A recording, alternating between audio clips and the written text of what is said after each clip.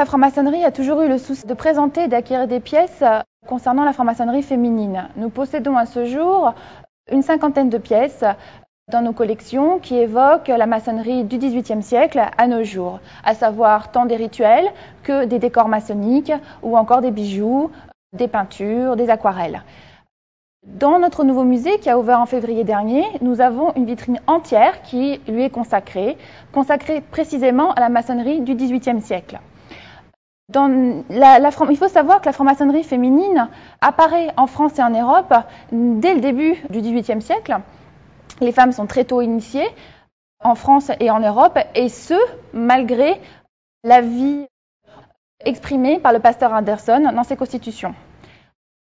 Nous pouvons compter grosso modo en France, à la veille de la Révolution française, une centaine de loges qui sont à la fois des loges mixtes et féminines, puisque les loges de femmes sont essentiellement greffées sur des loges masculines. Les loges féminines dites d'adoption vont peu à peu disparaître au cours du XIXe siècle et probablement cela est dû à la mise en place du Code civil napoléonien en 1804 qui va reléguer un petit peu le rôle de la femme. Cependant, des femmes vont continuer leurs activités, essentiellement des femmes issues de milieux sociaux aisés, telles que l'impératrice Joséphine de Beauharnais, qui continuent à se réunir dans des loges et continuent avant tout leurs œuvres caritatives et de bienfaisance. Nous nous trouvons ici devant la vitrine présentant les objets de la maçonnerie féminine, pièces rarissimes. Nous avons en particulier une série de rituels du début du XIXe siècle qui présentent soit les règlements d'une loge, soit la manière de décorer également la loge, voire également des rituels de passage d'un grade à un autre, d'apprenti à compagnonne, maîtresse, et également dans quelques grades des hauts grades. Nous avons ici ainsi présenté deux pièces, deux rituels, qui présentent donc à la fois les textes et en première page un dessin au lavis présentant les symboles essentiels de la maçonnerie féminine. Il faut savoir que la maçonnerie féminine se distingue de celle des hommes par l'utilisation de symboles issus du courant religieux biblique. Donc nous pouvons repérer par exemple ici, sur ce dessin, l'arbre de la connaissance autour duquel s'enroule le serpent. Et de part et d'autre, nous avons donc Adam et Ève qui sont présentés. Tandis que de l'autre côté, nous avons par exemple l'échelle de Jacob ou encore l'arche de Noé qui est placée au sommet d'une colline. Ces symboles bibliques véhiculant en fin de compte des valeurs morales qui incitent la gente féminine à travailler sur elle-même, à avoir en fin de compte une attitude virtueuse et à pouvoir ainsi s'améliorer intérieurement et également spirituellement. La maçonnerie féminine également se présente comme ses homologues masculins, délivrer des diplômes à chacune des sœurs. Et nous avons ici un diplôme du début du XIXe siècle, une fois de plus, met en scène l'ensemble des symboles bibliques qui la caractérisent. Nous avons également à côté une pièce tout à fait particulière et intéressante, rarissime, puisque c'est l'un des deux tabliers que nous possédons au musée, un tablier en soie avec une broderie de galon bleu sur lequel sont imprimés là, une fois de plus, des décors typiquement féminins que sont, tels que décrits précédemment, l'échelle de Jacob, la tour de Babel, l'arbre de la connaissance, ou bien encore l'arche de Noé au sommet de sa colline. Néanmoins, figurent également des symboles issus de la maçonnerie opérative masculine et qui rappellent finalement, du moins à mon sens, le fait que les hommes et les femmes se réunissaient ensemble dans les temples pour travailler.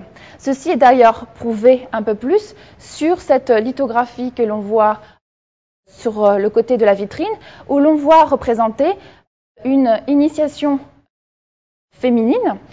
Au sein d'un même espace, nous retrouvons des hommes et des femmes vêtus de leur décor maçonnique qui reçoivent une jeune femme, une jeune récipiendaire au sein des leurs. des frères lui retirent le bandeau et elle découvre enfin l'assemblée qui la compose. Ce qui est intéressant dans cette gravure particulièrement, c'est la présence en fait d'une part du décor qui compose le fond de ce temple, puisque nous avons des petits emblèmes, des petits blasons qui représentent à chaque fois un outil de la maçonnerie masculine, à savoir l'équerre, le compas, le maillet, qui sont typiquement issus de la maçonnerie masculine. Cela nous permet de préciser du coup que les hommes comme les femmes se réunissaient finalement dans les mêmes espaces. Par ailleurs, dans cette composition-là, il est intéressant de noter non seulement les décors que portent ses frères et ses sœurs, comme les tabliers que les frères portent, qui sont, si l'on zoome dessus pour mieux les distinguer, portent en fin de compte un décor au temple, à la manière des tabliers que nous présentons dans d'autres vitrines. Et chose particulièrement intéressante, c'est la présence au centre du temple d'un tapis de loge. En effet, les femmes avaient, tout comme leurs homologues masculins, déployé au sol un tapis de loge. Contrairement à eux, ce tapis de loge ne portait pas des décors d'équerre et de compas, mais plutôt, bien là encore une fois, des symboles de la maçonnerie féminine, comme ceux décrits précédemment. Et nous en avons un ici qui est exposé en vitrine, le seul tapis de loge connu à ce jour, donc un canevas qui est ici présenté. Il est intéressant de voir la composition en fait de cette pièce-là, qui représente en fait autour d'une guirlande de fleurs. Donc au milieu, nous avons derrière ces deux colonnes qui s'élèvent, nous avons un vaste jardin, un jardin céleste où illumine finalement un soleil brillant, probablement le soleil divin, et autour s'élèvent des architectures diverses et variées comme la tour de Babel que nous pouvons observer en haut, ou bien encore des arches, des pyramides.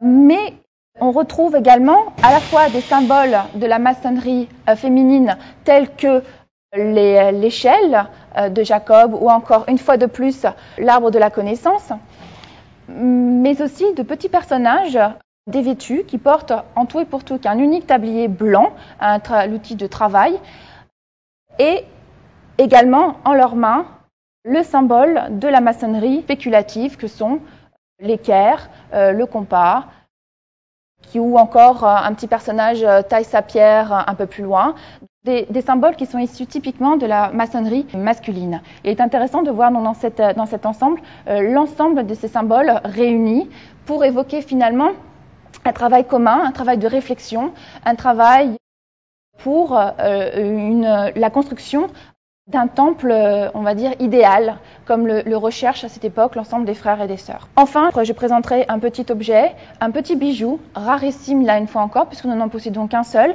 à savoir ce petit bijou qui représente en fait l'échelle, la fameuse échelle de Jacob, avec ses 5 barreaux. Il a un petit poinçon que nous avons récemment pu apercevoir, ce qui nous a permis de dater cette pièce-là précisément entre 1768 et 1775.